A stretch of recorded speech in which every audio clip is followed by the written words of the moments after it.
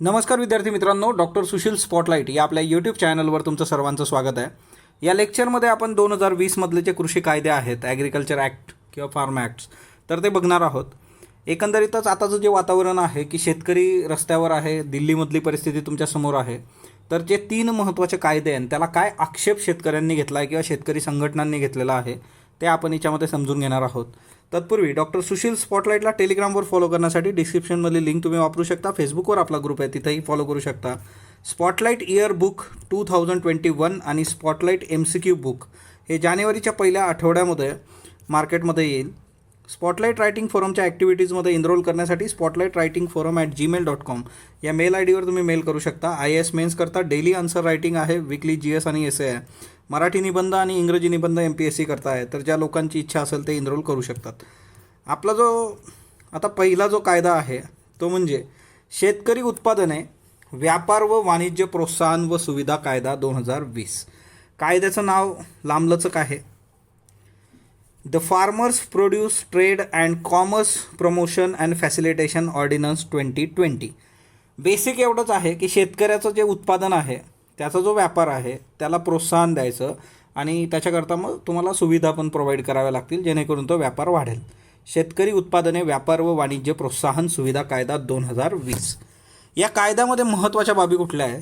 एक, सगळ्यात पहिली गोष्ट, शेतमालाच्या व्यापारासंबंधी काय म्हटलं गेलेलं आहे की आता जी कृषी उत्पादनं असतात ती आयदर तुम्हाला राज्याअंतर्गत किंवा आंतरराज्य स्तरावर विक्री करण्याचं प्रावधान या कायद्यात दिलेलं आहे।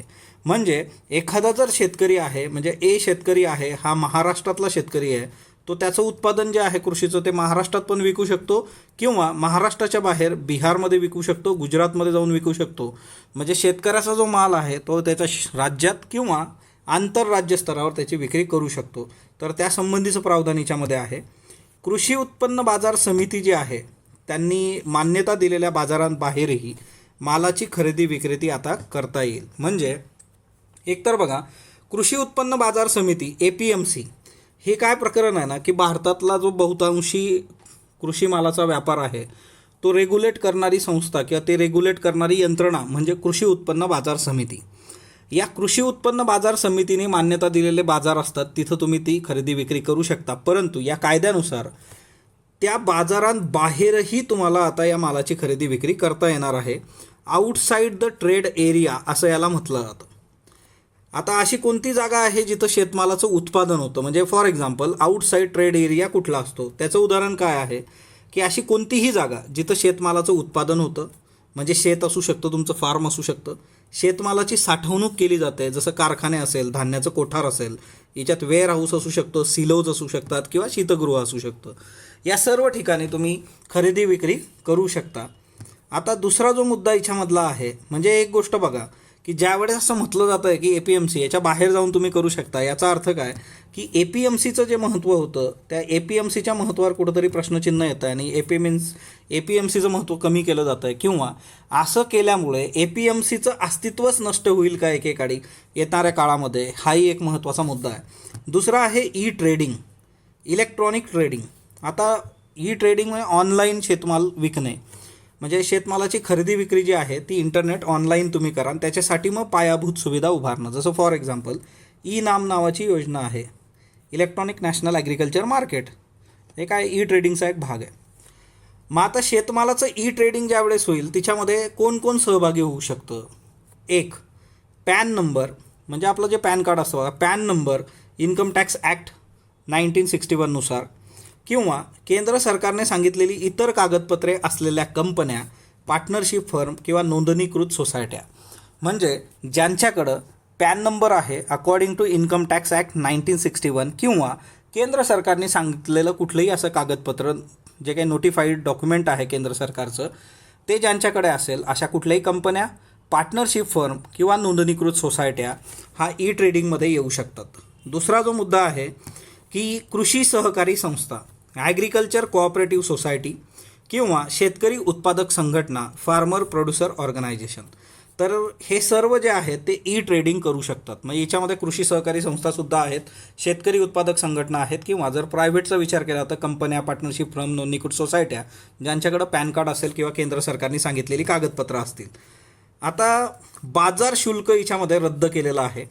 बाजार शुल्क जे आहे की राज्य सरकार शेतकरी किंवा व्यापाऱ्यांवर कसल्याही प्रकारचं बाजार शुल्क, कसलाही कर, सेस असेल किंवा लेवी असेल, लावू शकणार नाही. मग आता याच्यामध्ये सगळ्यात बेसिक गोष्ट येते, इथला जो आक्षेप आहे आता, तर आक्षेप पण आपण बघूयात. आता राज्य सरकार जर कर लावू शकणार नाही तर ऑब्वियसली राज्य सरकारचं जे महसुली उत्पादन आहे ते महसुलाचं उत्पादन काय होईल, कमी होऊन जाईल. मग राज्याची तिजोरीवर ताण पडेल, हा एक मुद्दा आहे. आता ई ट्रेडिंगवर बाजार शुल्क लावलं जाणार नाही. त्याचं सिंपल रिझन असं आहे, कारण कृषी उत्पन्न बाजार समितीने मान्यता दिलेल्या बाजाराबाहेर हा व्यापार होतोय, आउटसाइड द ट्रेड एरिया.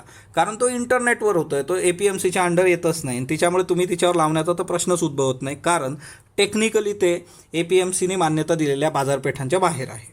तर ई ट्रेडिंगवर तुम्ही शुल्क लावू शकत नाही.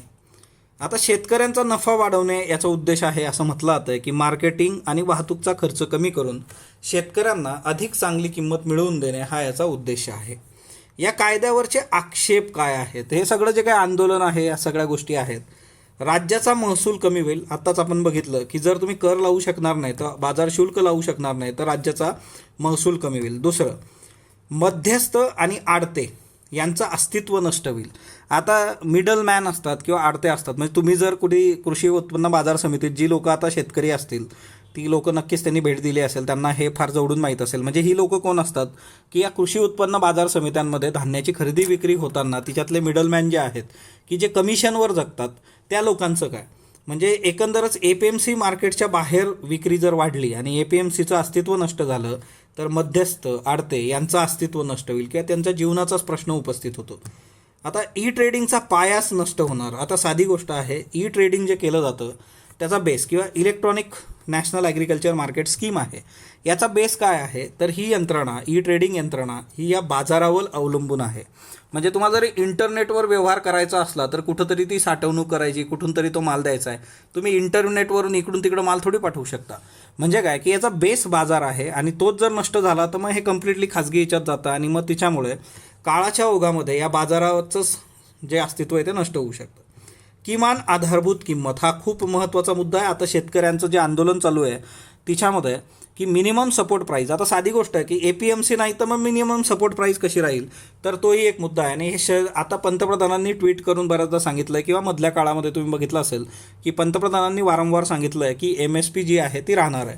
म्हणजे या कायद्यामुळं किमान आधारभूत किंमत ही यंत्रणा पण मोडकळीस येऊ शकते, असाही एक मुद्दा आहे. तर बघू येत्या काळामध्ये गोष्टी कशा पद्धतीने वर्क होतात. आता शेतकरी पुढचा जो सगळा हे आहे की कायदा जो आहे पुढचा, तो म्हणजे शेतकरी सशक्तीकरण आणि संरक्षण, किंमत आश्वासन आणि कृषी सेवा करार कायदा 2020, म्हणजे the farmers empowerment and protection agreement on price assurance and farm services act 2020. आता याच्यात सिंपल आहे, प्राईस ॲश्युरन्स म्हणजे तुम्हाला किमतीची शाश्वती दिलेली आहे, आणि दुसरा आहे की सेवा करार जे आहे की त्या फार्म सर्व्हिसेस वगैरे. आता हा जो कायदा आहे याचा जो सगळा भर आहे तो कॉन्ट्रॅक्ट फार्मिंग किंवा कंत्राटी शेतीवर आहे. कंत्राटी शेती जी आहे, आणि मग याच्यामध्ये काय होतं की शेतकऱ्यांना ते घेतलं असणारं जे पीक आहे त्या पिकासाठी आगाऊ करार करता येणार आहे, म्हणजे त्या उत्पादनाच्या आधी, उत्पादन घेण्याच्या आधी तशी तरतूद याच्यामध्ये केलेली आहे. आता कॉन्ट्रॅक्ट फार्मिंग किंवा कराराची शेती किंवा कंत्राटी शेती जी आहे ती आधीपासून भारतामध्ये होत नाही का, होते. या कायद्याच्या अस्तित्वात आधीपासून ही कंत्राटी शेती भारतात अस्तित्वात आहे. ओके, फक्त याला कायदेशीर स्वरूप देण्याचा हा प्रयत्न आहे असं सरकारचं म्हणणं आहे. मग आता कृषी संबंधी करार जे आहे, आता याच्यामध्ये शेतकरी आणि खरेदीदार यांच्यात कोणत्याही कृषी उत्पादनाच्या किंवा उत्पादन आणि त्याच्या संगोपनासाठीचा करार होणं अपेक्षित आहे. म्हणजे आता बघा, कृषी उत्पादन एखादं म्हणजे गव्हाचं पीक घेतलं तुम्ही, आणि संगोपन काय आहे की तुम्ही जर पशुपालनासंबंधीचा एखादा करार करत असाल तर तोही याच्यामध्ये येतो. आता कराराचा कालावधी किती आहे, तर कराराचा कालावधी कमीत कमी आणि जास्तीत जास्त. कमीत कमी जो आहे तो कृषी उत्पादनाचा एक हंगाम किंवा वन क्रॉप सीझन, किंवा पशुपालनाच्या बाबतीमध्ये उत्पादनाचं एक चक्र, वन प्रोडक्शन सायकल ऑफ लाईव्हस्टॉक. साधी गोष्ट आहे की एक हंगामी पीक जे आहे तेवढा त्याचा कालावधी असेल कमीत कमी, किंवा पशुपालनाच्या बाबतीमध्ये एक जी सायकल असते म्हणजे बाळ जन्माला येणं, पिलू जन्माला येणं प्राण्याचं, तर तेवढा एक चक्र. जास्तीत जास्त किती असू शकतं, 5 वर्ष. जर उत्पादनाचं चक्र 5 वर्षापेक्षा अधिकचं असेल तर तो करारासाठी कमीत कमी जास्तीत जास्त कालावधी आहे. कृषी उत्पादनाची किंमत. आता कृषी उत्पादनाची जी किंमत आहे तर ती किंमत काय असेल हे आधीच ठरवावं लागेल. म्हणजे फॉर एक्झाम्पल तुमच्याकडे जर ए हा शेतकरी आहे, एनी समजा जिओ नावाची कंपनी आहे एक, तिने स्मॉल आणि त्या सगळ्या गोष्टी सुरू केल्या, यांच्याबरोबर करार झालेला आहे की जे काही टोमॅटोचं उत्पादन आहे ते सगळं जिओला द्यायचं. मग जिओ काय करणार की टोमॅटोचं उत्पादन, मग 1 kg टोमॅटोची किंमत आधीच ठरवून देईल, फॉर एक्झाम्पल 10 रुपये. मग ही किंमत 10 रुपये. उद्या जर मार्केटमध्ये टोमॅटो 2 रुपयांनी विकले जाऊ लागले तरी पण तुम्हाला 10नी खरेदी करायचं आहे, किंवा 12 रुपये 15 रुपये झालं तरी 10. पण याच्यामध्ये काय असतं की शेतकऱ्याला एक शाश्वती असते की त्याला 10 रुपये किमतीने मिळणार आहे, सो ऑब्व्हियसली त्याचा नफा ठेवूनच ती किंमत असते. म्हणजे कृषी उत्पादनाची किंमत आणि ती किंमत ठरवण्याची प्रक्रिया आता त्या कशा पद्धतीने ठरवली आहे या दोन्ही गोष्टी त्या करारामध्ये नमूद असणं आवश्यक आहे. म्हणजे तुम्ही कॉन्ट्रॅक्ट फार्मिंग करताय तर तिच्यामध्ये ते जे ॲग्रीमेंट बनणार आहे तिच्यामध्ये तुम्ही कुठल्या पद्धतीने ती किंमत ठरवली हे तुम्ही नमूद करणं आणि किंमत किती आहे हे नमूद करणं अपेक्षित आहे. जर कालानुरूप किमतीत काही बदल होणार असतील तर त्यासंबंधीचे सर्व तपशील करारात असले पाहिजेत. म्हणजे तुम्ही अचानक काही म्हणू शकत नाही, जे काही असणार आहे ते लिखित स्वरूपात असणार आहे. आता जर उद्या जाऊन विवाद झाला तर विवाद निकाली काढण्याची यंत्रणा पण आपल्याकडे असली पाहिजे. सो याच्यामध्ये सलोखा मंडळ किंवा कॉन्सिलिएशन बोर्ड जे आहे तर त्याची स्थापना करणं आवश्यक आहे किंवा ती बंधनकारक आहे की तुम्ही ज्या वेळेस करार करता तर त्या हिच्यामध्ये फॉर एक्झाम्पल आता बघितलं की ए आणि जिओ या दोघांमध्ये करार आहे, तर मग ए आणि जिओ या दोघांचे समान प्रतिनिधी असणारं आणि फेअर असं की कोणालाही फेवर करणार नाही असं एक सलोखा मंडळ स्थापन करायचं. तिच्यात कोण असेल काय असेल ते आधीच त्या करारात नमूद असेल. म्हणजे सलोखा मंडळ, उद्या वादविवाद झाले तर तो वाद सोडवण्यासाठीचं सलोखा मंडळ जे आहे ते करारात आधीच नमूद असणं बंधनकारक आहे. आता जर एखादा काही वाद झाला, म्हणजे फॉर एक्झाम्पल यांनी जर म्हटलं की टोमॅटो 10 रुपयांनी घेत नाही किंवा तुमचे टोमॅटो घेतच नाही आम्ही, मग या केसमध्ये ही लोक सलोखा मंडळाकडे जाऊ शकतात. सलोखा मंडळ 30 दिवसांमध्ये हा जो वाद आहे तो मिटवण्याचा प्रयत्न करेल. म्हणजे त्यांचं काम आहे 30 दिवसात मिटवायचा. जर त्यांनी तसं नाही केलं तर त्यासंबंधी पुढील दाद मागितली जाऊ शकते. कुठं तर ती उपविभागीय दंडाधिकारीकडे. म्हणजे तुम्ही सलोखा मंडळात गेला, ए आणि जिओ दोघी गेलेले आहेत पण यांचं काम इथं झालेलं नाही आहे, सो दॅट ते कुठं जातील 30 दिवसानंतर सब डिव्हिजनल मॅजिस्ट्रेटकडे. सब डिव्हिजनल मॅजिस्ट्रेटच्या बाबतीत पण 30 दिवसात विवाद मार्गी लावणं अपेक्षित आहे, किंवा त्यांचा निर्णय जो आहे तो जर एखाद्या पार्टीला मान्य नसेल, म्हणजे फॉर एक्झाम्पल ए शेतकऱ्याला तो मान्य नाही आहे, मग हा कुठं जाऊ शकतो, जिल्हाधिकारी किंवा अतिरिक्त जिल्हाधिकाऱ्यांकडे. ॲपिलेट ऑथॉरिटी आहे ही, जिल्हाधिकारी व अतिरिक्त जिल्हाधिकारी, त्यांनी पण 30 दिवसात निर्णय देणं अपेक्षित आहे. म्हणजे याच्यात एक क्लिअर आहे की 30 दिवसातच निर्णय दिला गेला पाहिजे. MCQसाठी हे विचारलं जाऊ शकतं. ओके. आता उपविभागीय दंडाधिकारी, ओके, किंवा जिल्हाधिकारी आणि अतिरिक्त जिल्हाधिकारी. म्हणजे तुम्ही सलोखा मंडळाकडून कुणाकडे जाणार, उपविभागीय दंडाधिकाऱ्याकडे, किंवा ॲपिलेट ऑथॉरिटी म्हणून उपविभागीय दंडाधिकाऱ्याचं जर तुम्हाला मान्य नसेल किंवा तो 30 दिवसात निकाल देत नसेल तर जिल्हाधिकारी, अतिरिक्त जिल्हाधिकारी. आता यांच्याकडे एक अधिकार आहे. तो अधिकार म्हणजे काय, जो दोषी आहे त्याला ते दंड ठोठावू शकतात. म्हणजे एचा माल घ्यायला जिओने नाही म्हटलं होतं ते जिओला दंड ठोठावू शकतात. किंवा जर असं झालं की चूक एची असेल तर त्या केसमध्ये शेतकऱ्याची जर चूक असेल तर दंडाच्या रकमेसाठी शेतकऱ्याच्या शेतजमिनीचं अधिग्रहण केलं जाऊ शकत नाही, किंवा त्याच्या शेतीवर कसल्याही पद्धतीची गदा आणली जाऊ शकत नाही. तर हे शेतकऱ्यासाठी प्रोटेक्शन आहे की त्याची जी जमीन आहे कृषी उत्पादनाची ती जशीच तशी राहील, ते सोडून तुम्हाला दंड आकारावा लागेल. तर हे एक शेतकऱ्यासाठी चांगली बाब आहे याच्यामध्ये. आता या कायद्यानुसार 5 हेक्टरपेक्षा कमी जमीन असलेल्या शेतकऱ्यांना या कंत्राटाचा फायदा होईल. मध्यस्थ्यांना दूर करून शेतकरी पूर्ण नफा मिळवू शकतात. ऑब्व्हियसली तुम्ही डायरेक्टली समोरच्याला खरीददाराबरोबर करताय, म्हणजे मधला जो आहे तो मिडलमॅन नसणार आहे. बाजारपेठेतल्या अस्थिरतेचा भार जो आहे तो शेतकऱ्यांवर येणार नाही. म्हणजे साधी गोष्ट आहे, तुम्हाला सांगितलं टोमॅटो 10 रुपये किलो आहेत आपले, तर 10 रुपयांनी ठरलं आहे 10 रुपयांनीच विकले जातील. उद्या जर ते 1 रुपया किलो झाले किंवा फेकून दिले नारायणगावला तर त्या केसमध्ये तो ज्यांनी करार केलेला नाही त्यांचा लॉस आहे, पण ज्यांनी करार केलेला आहे त्याच्या कंपनीला घ्यावे लागतील. दुसरं महत्त्वाचं की शेतीचं उदारीकरण जो आहे ते करण्याचा प्रयत्न हा आहे असं एकीकडं म्हटलं जातं आहे.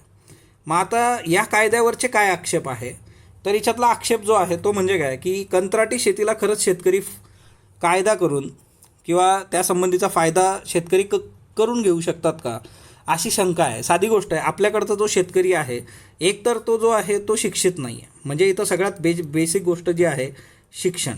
आजही जर तुम्ही टी व्हीवर बघत असाल तर शेतकऱ्यांना शेतकरी कायद्याबद्दल शून्य माहिती आहे. आणि इथं बऱ्याचशा लोकांचे मी इंटरव्ह्यू बघितले, शिकलेली बरीचशी लोकं, की त्यांचं म्हणणं आहे की शेतकरी संघटनांनी आम्हाला ते समजून सांगितलं पाहिजे. म्हणजे साधी गोष्ट आहे की हा कायदा जर शेतकरी समजून घेऊच शकत नसेल तर त्याची अंमलबजावणी कशी होऊ शकते, तर हेच प्रश्नचिन्ह आहे.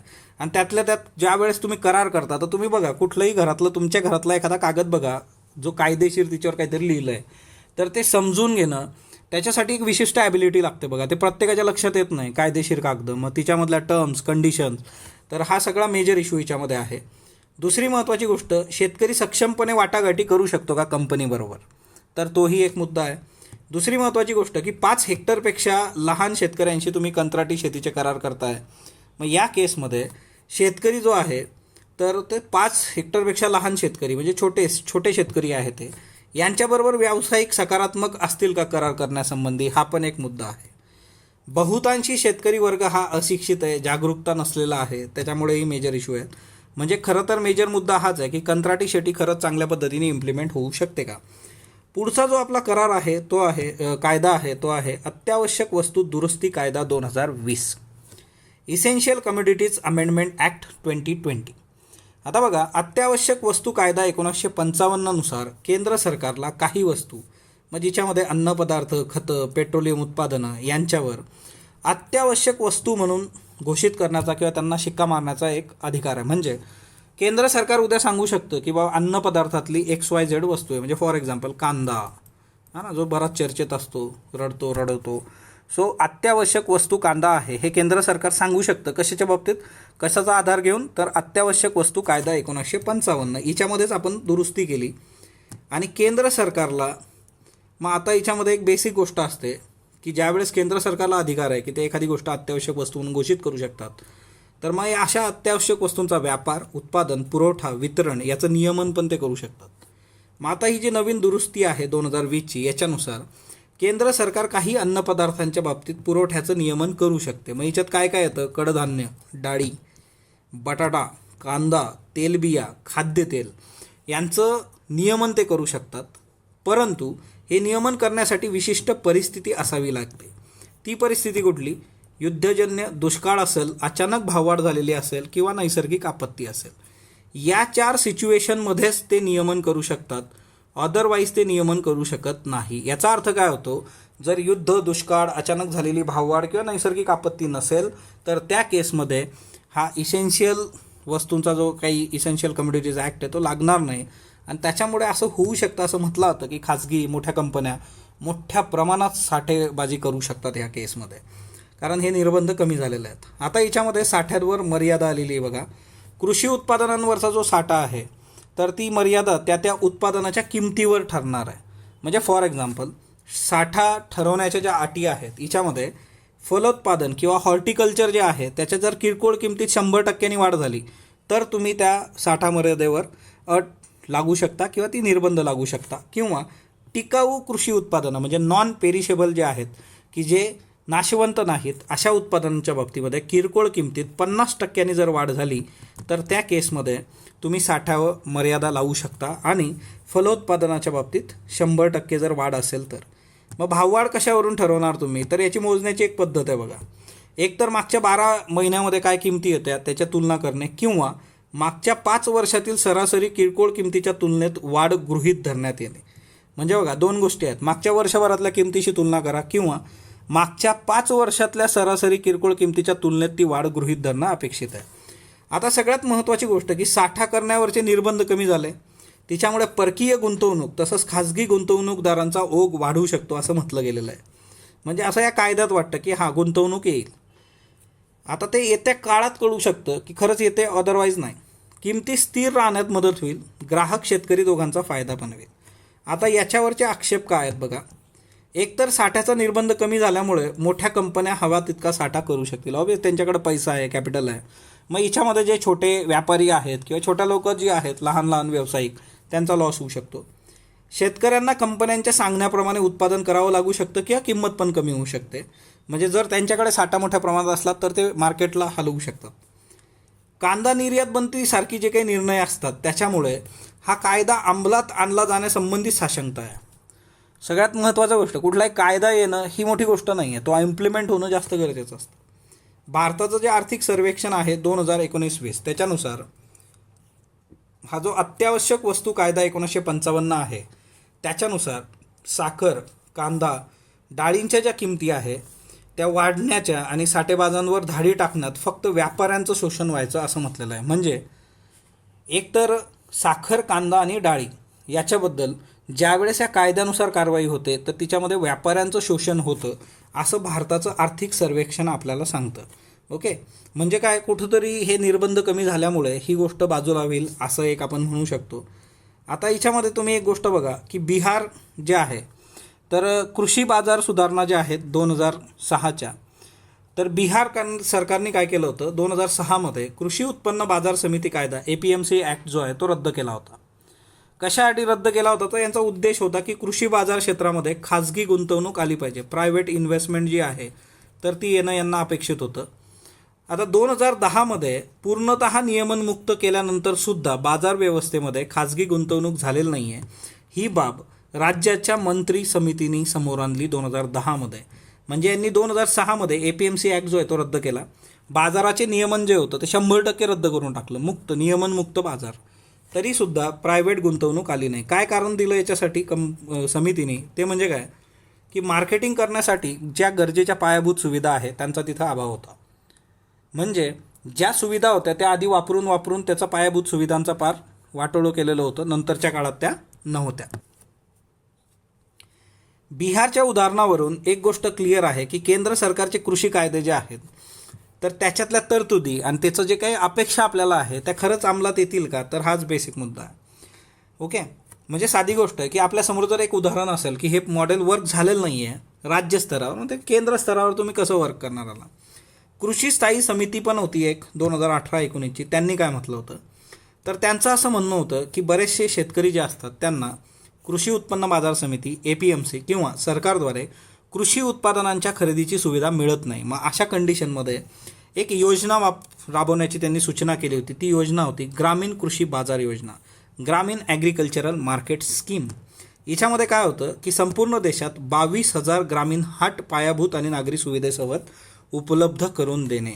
तर हा याच्यातला फार महत्त्वाचा आणि सरळ एक मुद्दा आहे.